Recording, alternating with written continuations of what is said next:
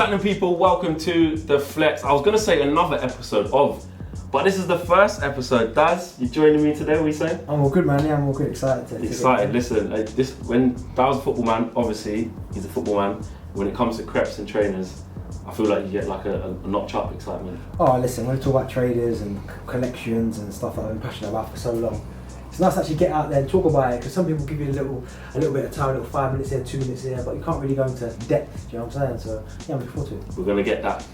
Here's the reveal. Crep Check Volume 1. Woo! Yeah? Yeah, I like happy that. with that. I'm happy with that. Crep Check Volume 1. Obviously there's gonna be more volumes as we do more volumes. Might go up to 100, I don't know. But the purpose of this, look, I'm a big trainer lover, sneaker lover, crep lover, whatever you want to call it from wherever you're watching in the world. I know you are on a different level. Yeah. And hopefully some of you lot are at home. And if you're not, hopefully you watch this kind of thinking, right, I didn't even know like trainers go up to that price, or I didn't know that they're so rare, they're so valuable, or actually you might want to start getting some trainers of your own if you're not even into trainers. So, and if you are, then stay right here, because this is going to be the place for you. As you can see, we've got some great ones on display here today. But this is the intro. This is talking about why we love trainers, sneakers, creps, how you got into it, how I got into it. Darren, look, you played football for so long, and obviously a lot of footballers have interest off the pitch and that. Of course. But sneakers, how far does it go back for you? Was you a little kid or? Yeah, playing football. Yeah, I mean, little boy. Like you'd see, obviously, some of the trainers that are about Horachis, Air Force Ones, I want to say. But obviously, if you're going to go way back to when I was like young, we're talking about Reebok pumps. Trainers, Reebok classics. Pumps, classics, workouts. TNs, man. Do you know what I mean? The TNs were probably the trainer that really kind of got me into it. Well, I needed to get the trains, and then I kind of lost my way a little bit, and it kind of disinterested. But then I'd say around probably 2003, 4. Took off, and I kind of think that's when I really started to pay more attention to what was going on, because at the time you go to, I think I'm trying to think what the training shops would have been back then, so you're talking about I don't know, Nike or JJB. JJB, sports division. First sport. Intersport. These kind of shops. All sports. It's sponsored Charlton, isn't it? All sports. Yeah, before I got there. Yeah, I was up for yeah. Okay. So you go into the shops and you kind of just pick what's off the shelf, but then obviously as technology develops, and you can start buying trainers online and go into depth. So I really start concentrating what I buy and being cautious of what I bought, and it just went from strength to strength from then. And then you become an addict, and that's what I say I am. Is it what? You're addicted? Addicted. Because every time I say to myself, right, D, for the rest of this month, just leave it. You're not going to buy any more. If I get 10 minutes spare when I'm not doing anything, I'll pick up my phone, go on the website, and just start looking. And the moment I start looking, I know what's coming next. I know what's coming next. Yeah. How many would you say you got? Altogether? I mean, listen, I'd probably say around. Honestly, when I was at my probably maximum, I was at about 2,500 pairs. Huh? Yeah, 2,500 pairs. 2,500 pairs? Yeah. I thought you was gonna say like 250. No, that was me at my, because at one stage, and I've spoken about this before, and like my missus, she will say to me, there was a period where I reckon about 60 will come in a month, 60 pairs will come in a month, and like she was getting tired of I would keep going to the door, signing. Next, do you know what I mean? So it was, honestly, like, babe, you're not in. You need to sign for the trainers. Honestly, if you miss the delivery, I'll be angry. But obviously, I chopped down. I sold loads of them, and I'd probably say I'm on about maybe 600 now, something like that. So you think 600 is a lot, but I think actually in reflection now, in my reflection right now, yeah. Like I put it so, my old house before I moved, I transformed the whole loft into like a. Basically like a kind of shoe storage unit where I put shelves in it. Shoe museum. And it was the whole of my roof. So if you think about the size of my house, it was the whole of the top floor. It was like an extra wing up the top of my house, all trainers. And I had sections like Diodora, Nike, Reebok. You basically got the store company, you got it's a shop. Basically, yeah. Basically, yeah. Josh, how many pairs of trainers you got? 5, 6. Have you been into creps like that? I can't afford to, fam. No, but if you could. Yeah, but I say that, but you know, because every time you show me like bare stuff, and I'll be like, nah, too busy, I like simple, because a lot clean. of people out there, like especially the rare stuff. Yeah, you see, like the lobster, I can never rock that. I'll be like, what's this lobster claw thing at the front? Like, why is there? That's like, you know, back in the day when you used to play like football in your shoes, innit? And then they start falling apart. You gotta put like a ratting around. So for you, I reckon if you was into training collecting, you just Jordans. You know I love Jordans. Yeah. Like mainly, that's my thing. I used to like Air Forces, but they're too bulky and too. That just makes me think of being like 15 or something. It's not I'm not on them no more. But Jordans, yeah. Yeah, Jordans are good. What's your? This is it now. Well, out of 2,500 pairs, I'm gonna ask you a difficult question. What's your your go-to trainer? Like your actually now your all-time favorite. Do you have one? Yeah, it's easy. I've got an Air Max 1 Atmos Elephant Pack. Oh my goodness. That's the black. Josh, gonna get a picture of that so you guys can see what it is. The black with the white with the greenish kind of. Yeah, turquoise kind of tick. Not the animal one, not the leopard one. No, like an Atmos is that grey, black, and like a turquoise tick. That shoe's my shoe, man. That is my shoe. Out of everything, that's your favourite. Because that was the one Air Max that I struggled to get at first. And once I got it, I bought it a couple of times, man. Because honestly, that is my shoe. It goes with everything. It looks good. And to be fair to people who obviously maybe are looking at this video and thinking, I wouldn't mind trying to get into trainers, it's not a bad place to start because, yeah, it's more expensive than other Air Maxes, but it's not out there like some. Like when I had the Albert Heijn, that now goes for say £15,000. I didn't buy it for that, but that's how much you sell it for. You look at the patter, them packs, the cherry woods. The cherry woods, obviously I put a picture up the other day on my Instagram, the green patterns, do you know what I mean? They still go for big money, do you know what I mean? So, but if you want to start somewhere and you want a kind of a grail, that's not that expensive. I love the Atmos pack. What I find is that when you start the training thing, so I love trainers, I always get trainers, a lot of Yeezys, Jordans, etc. I love Air Maxes, TNs, love them, especially TN 3s. I love the fact that they came back out. I love TN1s, love TN1s. I love twos. I had a bit of a spell with twos. Yeah. I didn't really venture to threes. I was just straight one, and then when twos came out, I went a little bit, but went back to ones. The TN1s are the best. Yeah. That's the great, especially the original colourway, hyper blue. And they're quite expensive, you know. Peace. Yeah. Like they're from '98. You have them. I'm talking about the originals, not the ones that they brought back and say I think around mid 2000s. I'm talking about the '90s. Have you still got some of them?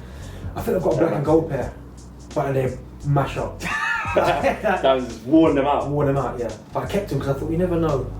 I think like you start out and then you start kind of getting trainers, like say from JD and Foot Locker or whatever. Yeah. But then there becomes a point where it's like you come out of that general release where it's like I don't really want like just the normal one that everyone has. Like I want the exclusive.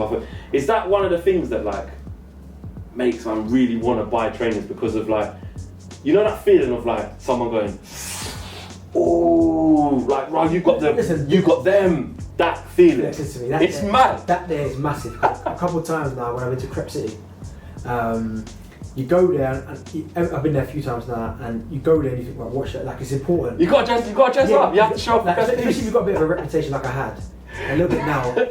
I can't go there with just a standard release trainer because it's disappointing. You can't just go there. No disrespect to people.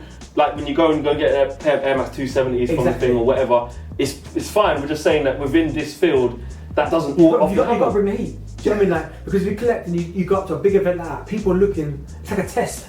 People are thinking, right, what is he going to wear on his feet? So then you have to I used to have to weigh up like, right, I want to wear these grails that I know people are going to be like, right, I need to take a picture of them. But also as well, you've got to take into consideration, right, what kind of day is it? Is it raining? Is it going to be pure wet feet up in there? Is it going to be a few puddles up in there? Am I going to stand in there? Am I going to ruin my shoes? And you start thinking, see, then you've got to get it just about right. You think about materials. Can I wear mesh? Right. Stuff like that. That's thinking deep into it. You have to. You can't just go and fling a pair. But sometimes when you go up there and you go with a shoe, people know. Do you know what I mean? As soon as you walk in, they go, wow. And there's no better feeling than that. Do you know what I mean? There ain't no better feeling. Like, right, how do you get them? Do you know what I mean? It's good, but as I said, when I started selling a lot of them back in the day, I started selling them to people that I knew would really appreciate them. Not for the highest price, because there might be people that might have offered me a certain amount of money that was a lot higher than someone who I knew though was a pure collector. So I sold to the pure collector. Because you want them to be in capable hands, in good hands. Of course, I don't want to send to someone and I mean a couple of weeks later I see them on eBay or StockX or somewhere and it's like, oh, hold on, they were my shoe. Do you know what I mean? So yeah, all that plays a part. Are you buying, this is a good question, if I say so myself, are you buying to wear? Or are you buying to collect? Like, have you got a difference between that? Do you sometimes buy more than one? Do you what's your thoughts? So if you go get a trainer, do you think I just want it because of the fever of wanting it, or I want to rock this? Like, do you know what? A lot of the time, every trainer I buy with the intention of rocking them. Every single shoe. So you do have that intention with everything? Yeah, but I'd say 95% of the shoes I don't wear. 95? 95%. There's trainers I've had for 5 years. That's too. You got to wear more than that. But no, I don't, because I end up just, if you think about it, like, I'm probably purchasing trainers every single month, right? So I'm just like, You can't. I can't. So I'm like, I'll buy. You've got enough days in the year. There actually isn't. I buy a shoe with the like, say for instance, we've got on what they can see here, the homage pack. I bought them with the intention to wear them, but then I went and picked up the Weatherspoons that came out, say recently. So then I want to wear the Weatherspoons, but then another shoe will come out next week that I'll purchase. So then it's getting backdated. Yeah. Do you know what I mean? I to the point I'm like, well, blood, I can't wear the shoe. So I always buy my shoe with the intention, but there'll be some where when I know I'm definitely going to wear them, I sometimes purchase two. Because then one I'll wear and show the shoe in no respect. So I'll just shove them on. I'll put on anything with them because I know I'm going to wear them, but I'll have another pair that is like pristine condition. Do you know what I mean? So as I said, every shoe I buy, I never ever, and this is one thing I hate, but I can't put myself in this bracket, I will never ever buy a shoe with the intention of reselling them. Never. I hate resellers. I can't stand it. Do you know what I mean? Mad, isn't I it? hate Well, let's get into that. Let's get into reselling and what it means, why it happens. I mean, it is a simple concept about demand outweighing supply and obviously earning money. But where do you stand on it? You've been in it a long time. What does it mean for people at home, like resell, reselling, all of that stuff? What does it mean? I hate it because I feel like listen, let's flip what I said first of all. I understand why people do it. If you could somehow get hold of a shoe that is like, we'll go back to an example, the Nike Yeezys when Kanye released them. Now I bought mine retail, all of them, Red Octobers, the black pair, the Please, platinums, it's flashing up on the screen by the way. the platinums, all these. I bought mine for retail. Now Nice. there was only a few pairs made. I was going to say, even to get them for retail. Yeah, so it's rare. So I understand now, if you can go and get a shoe, I can't remember what they retail for, say 240. If you can go and get a pair for 240 and turn them and sell them for £5,000, I get it. The average man's doing that, though. I get it. Yeah. And I hate it, but I can understand that. But then I think to myself, okay, but that's taking the kind of fun out of it for the purists, the guys that want to keep the shoe, that want to wear the shoe, that appreciate trainers. But I can understand the other side of it. But nowadays, most people now. It's almost the aim of the game. Yeah, I talk about intent of wearing. It's like I'm just intention to resell. Exactly. People don't want to wear the shoe. They don't want to. They're not interested in business. So now, when a shoe comes out, say for instance, we spoke about the Yeezys that just come out, the Zion ones. The Zion ones that come out now. 6-7 people message me, D, do you want this shoe? And I take them back straight away. The same answer all the time. Bro, you know I'm not buying. Okay, listen. I said, unless you're gonna sell it to me for retail, you know I'm not buying them from you. So there's no point in texting me the message. Yeah. Do you know what I mean? Yeah, so I can understand that, but I always think to myself now with resellers, they can't be making that much money because you can get the shoe pretty much from about 50 different sources now. They're all resellers. So they're competitive within their own market now. So even the resellers, it's like, well, he normally charges me an extra 70 quid, whatever, or an extra 100 quid, versus someone who's charging an extra 150, they're going to have to bring their price down. Exactly. Now back in the day, the gap was massive. You get a shoe, like you take the original, even the 350s, the original 350s with like the turtle dove, them colours there, right? That's why I like the Zions, by the way. Yeah. I feel like they go back remind to me the of originals. that. Yeah. But then, even now to buy an original 350, it's probably about £700-800 upwards. But to the reseller to get them, I understand that. But what's the point in getting a shoe for 120 or whatever they resell for now, the Yeezys, and then selling them for like 250? Because then you're making hardly anything. Hardly anything. Do you know what I mean? So, and as I said, I don't like it, but I can understand why people do it.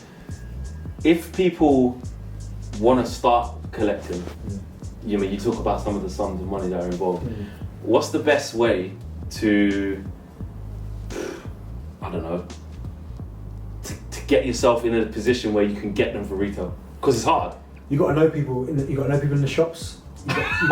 Get down to your local Foot Locker, your local Offspring. You got friend them up, get their number. You got to know people on the ground because again, with trainers back in the day, you had to know somebody because remember we're talking about a time now where shoes coming out, people are camping outside. I know guys with Jordans that have been released or a Yeezy or something like say the Nike Yeezys for instance again. My mate queued outside the shoe release on a Saturday. My man was sleeping outside the shop from Tuesday. Nah. Huh? From Tuesday. No, but it's what I'm Darren, saying. So this is when. That's madness though. But then that's why they charge such a high price. They're like, well, hold on, I've been queuing outside the shop. He's entitled to charge a high price. Exactly. If he's gone to camp for 3-4 days. 3-4 days. I'm rating that. Exactly. I would never do that. But I would never do it. But these people would do that, used to do that. So, but now you don't really necessarily have to go to ground zero because there's raffles everywhere. Do you know what I mean? There's drops all over the place. That's the key to enter as many raffles as you can because they're all over the place. And if you can somehow get lucky and get a pair, don't understand why you do it, but it's me. It just doesn't sit right for me being a reseller. There you go, you heard it first. Listen, we've come to the end of the first episode. This is what it's going to be. We're going to be chopping up, talking about training, talking about topical stuff, a little bit of football, some football boots actually as well. Going to get your take on that. I don't know if you've got any old ones you lost. Nah, but no, but I can You don't keep them? Nah, not boots, no. You never kept none of your boots? Honestly, people always say to me, how can you not keep no boots? Yeah. No. You ain't got none where you've been in a big game or big goals? I had Umbro Specialized where I put my best season. I gave them away. And my first ones I made with Davey of England, gave them away. Do you even own any anymore? No. I remember you was a Vapors man for time. Yeah, no, I don't even. Sponsored by Nike, innit? Yeah. And that's it, you just got rid of them all? Got rid of them all, yeah. You don't even own any boys anymore? I've got a pair that I play in charity games, but it don't mean nothing. Imagine that. Imagine a Premier League country club ain't got one boot in his yard. No. But he's got all these trainers. Yeah. Like he goes running. Mad. But yeah, drop your views in the comments in the boxes below. Smash a like on the video. Hit the subscribe button in the bottom right hand corner. We've hit 10k as well, so we're going to keep moving with that. And this show, Crep Check, is that the name I gave it? Yeah, Crep Check. I forgot, Volume 1. Big up for Darren coming in, man. We're going to be doing this quite regularly. I know you lot are going to love it. And if it's a new kind of concept for you and you never knew a lot about trainers or knew, what goes on with them behind the scenes, welcome to it. Do you know what I'm saying? And if you do love trainers, we're going to be doing previews of trainers coming out. The best way to get these trainers, there's a lot of trainers that I want coming up in the raffles as well. We'll talk about that. Right, listen, we'll get into that as well. And also reviewing some of the trainers you can see here and here. We're just going to keep getting into it. So drop your views in the comments. Let us know if you like it. If you've got any questions for Darren or myself, drop them in the boxes below. We are out of here. Peace.